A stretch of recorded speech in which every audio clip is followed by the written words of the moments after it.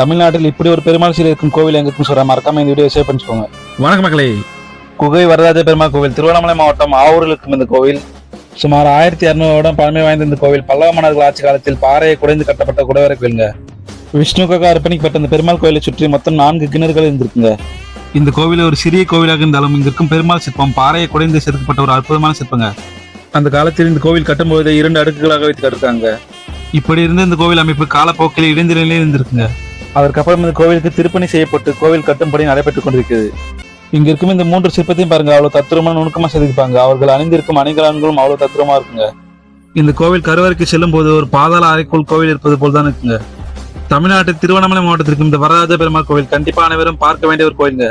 இந்த கோவில் காலை 6 மணி முதல் மதியம் 12 மணி வரையிலும், மாலை 4 மணி முதல் இரவு 7 மணி வரையிலும் தெரிந்திருக்கும். நீங்க கூகுள் மேப்ல குகை வரதராஜ டெம்பிள் ஆவூர் திருவண்ணாமலை சர்ச் பண்ணி எக்ஸாக்டா உங்களுக்கு ஃபாலோ பண்ணி வரலாம்.